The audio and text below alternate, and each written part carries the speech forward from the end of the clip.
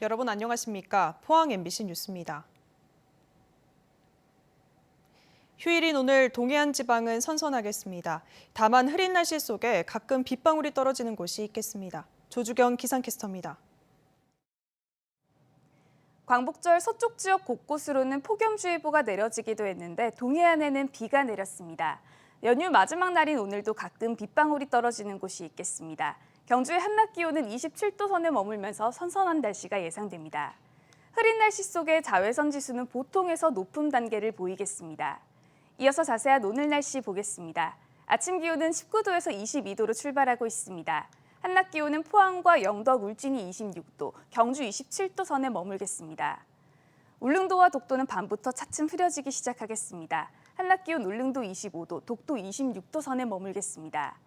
당분간 동해상에는 돌풍과 함께 천둥 번개가 요란하게 치는 곳이 있겠습니다. 바다의 물결은 전해상에서 최고 2m까지 일겠습니다.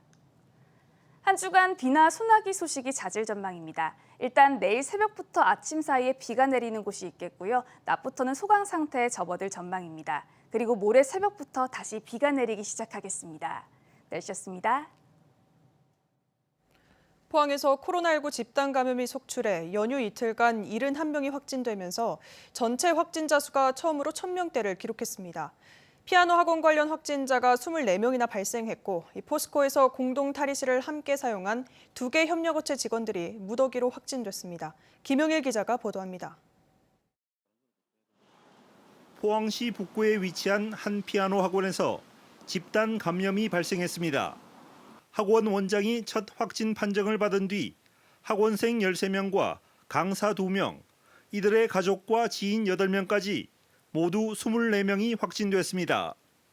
학원 또한 8월 13일 학원 운영자 최초 확진 후에 8월 14일 날 17명이 발생을 하였습니다. 또 포항제철소와 관련돼 이틀간 2개 협력업체 직원 20명이 집단 감염됐습니다. 협력업체 직원들이 포항제철소 내 공동 탈의실과 통근버스 등을 함께 이용한 것이 원인으로 밝혀졌습니다. 코로나19 발생 이후 포항시 누적 확진자 수는 1013명, 처음으로 1000명대를 넘었습니다.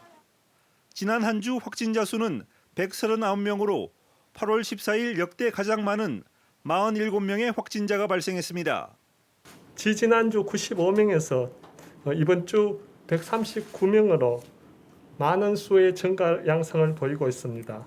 이의 원인은 8월 집단 감염의 영향으로 경주에서도 어제 하루 27명의 확진자가 발생하면서 역대 최다를 기록했습니다.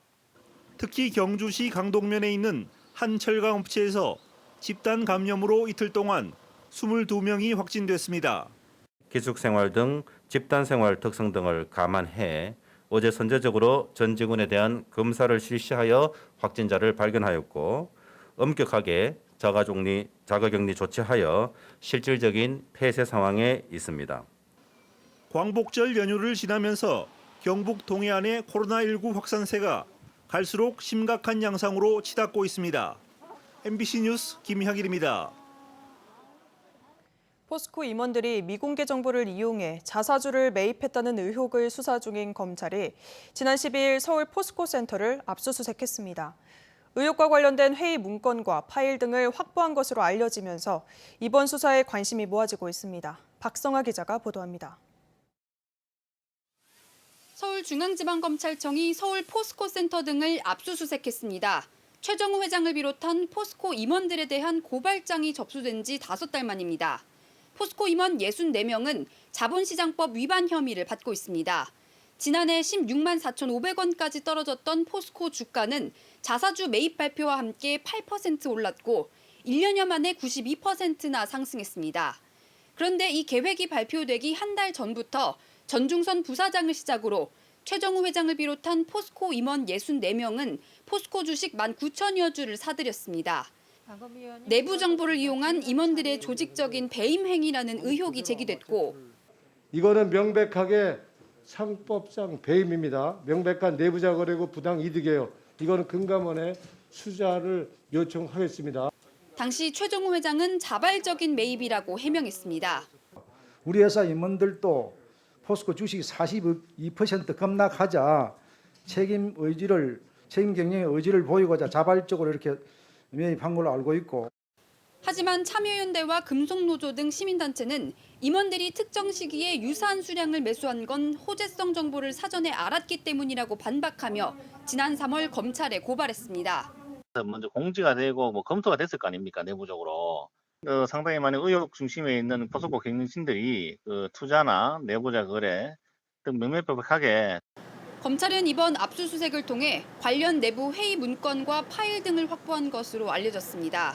이에 대해 포스코는 임원진은 급락한 주가에 대한 책임 경영 의지를 보여주기 위해 주식을 매입했으며 관련 정보를 사전에 전달받은 바 없다고 밝혔습니다. MBC 뉴스 박성아입니다.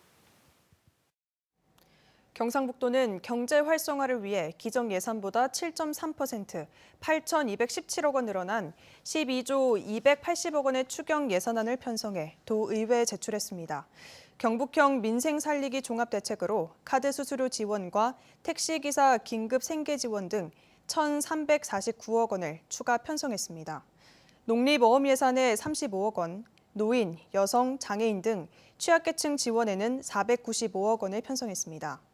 특히 코로나19 대유행에 대처하기 위해 예방접종센터 운영, 격리자 생활비 지원 등에 249억 원을 편성했습니다. 울진군은 코로나19가 확산함에 따라 어제부터 27일까지 열릴 예정이었던 축의 전국 중등 축구 대회를 취소하기로 했습니다.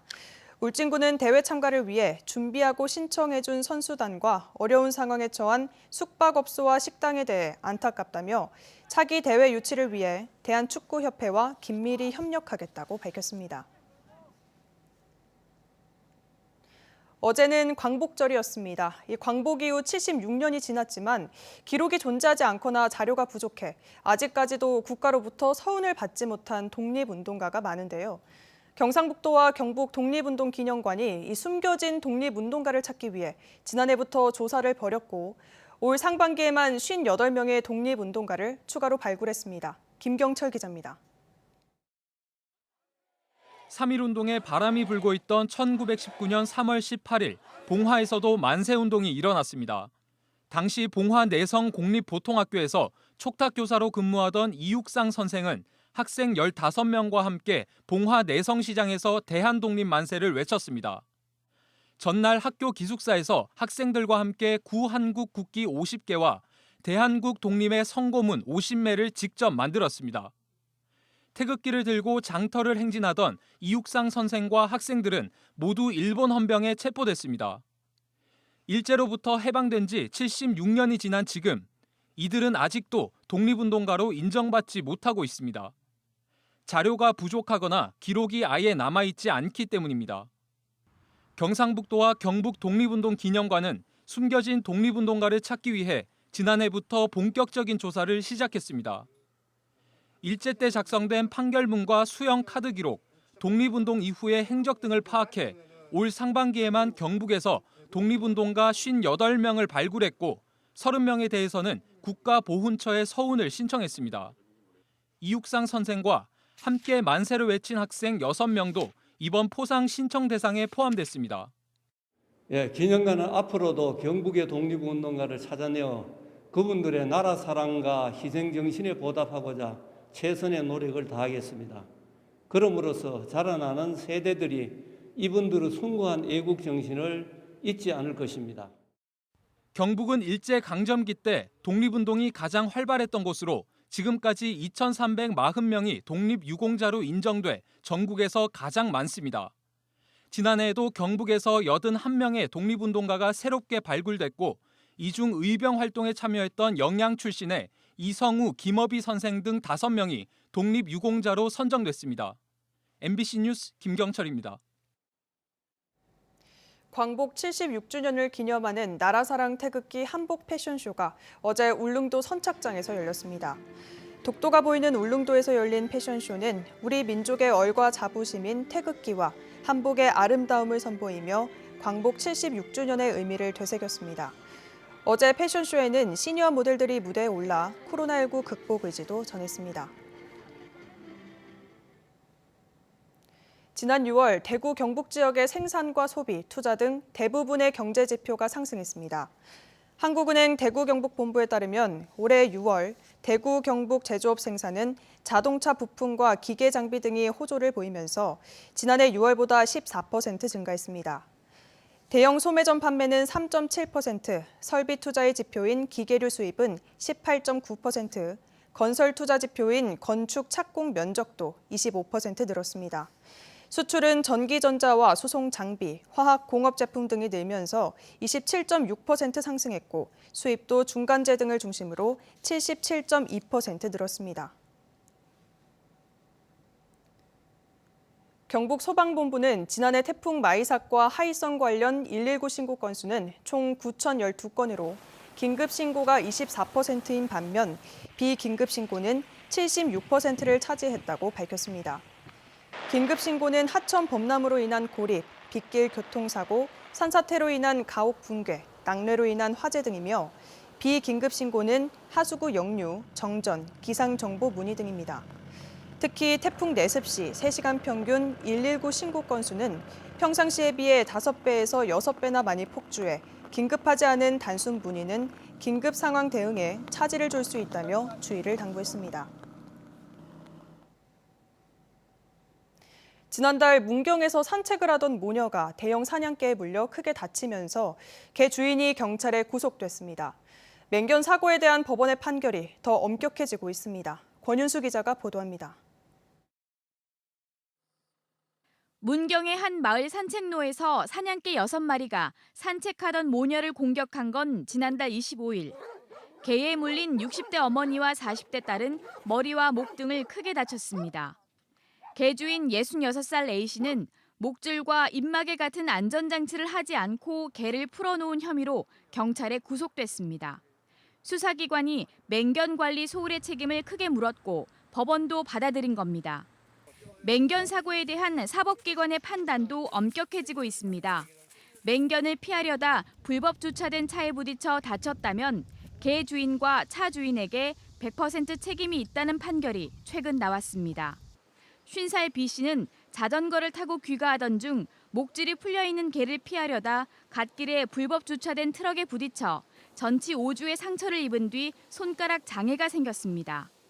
창원지방법원은 B씨가 제기한 민사재판에서 개 주인과 차 보험사는 B씨에게 6천만 원을 배상하라고 판결했습니다.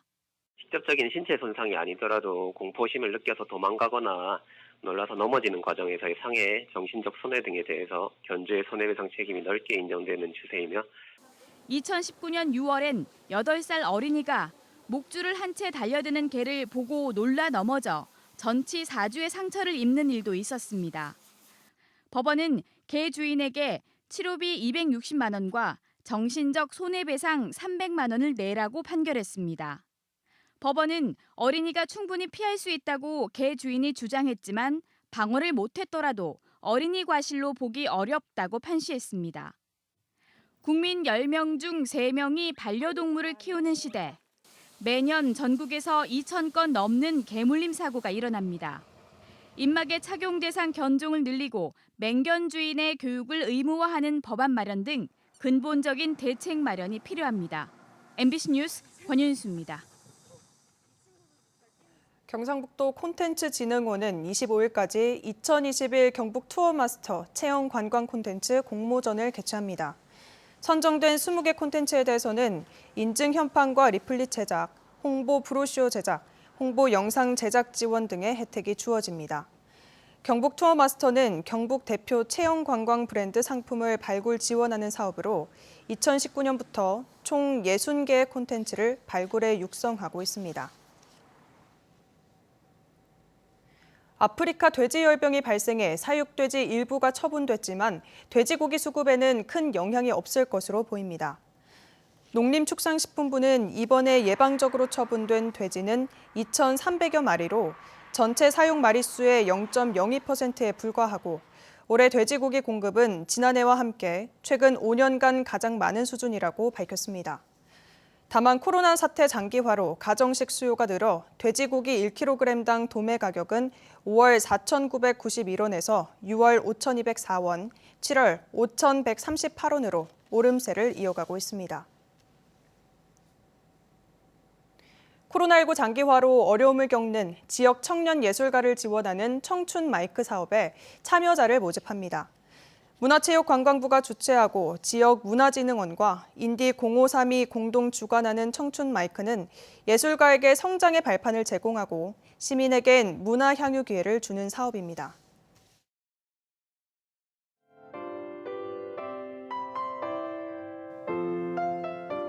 광복절 서쪽 지역 곳곳으로는 폭염주의보가 내려지기도 했는데 동해안에는 비가 내렸습니다. 연휴 마지막 날인 오늘도 가끔 빗방울이 떨어지는 곳이 있겠습니다. 경주의 한낮 기온은 27도 선에 머물면서 선선한 날씨가 예상됩니다. 흐린 날씨 속에 자외선 지수는 보통에서 높은 단계를 보이겠습니다. 이어서 자세한 오늘 날씨 보겠습니다. 아침 기온은 19도에서 22도로 출발하고 있습니다. 한낮 기온은 포항과 영덕, 울진이 26도, 경주 27도 선에 머물겠습니다.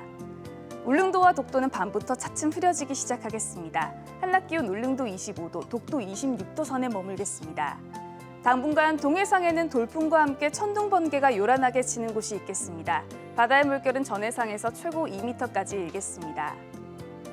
한 주간 비나 소나기 소식이 잦을 전망입니다. 일단 내일 새벽부터 아침 사이에 비가 내리는 곳이 있겠고요. 낮부터는 소강 상태에 접어들 전망입니다. 그리고 모레 새벽부터 다시 비가 내리기 시작하겠습니다. 날씨였습니다. 이상으로 포항 MBC 뉴스를 마칩니다. 시청해주신 여러분 고맙습니다.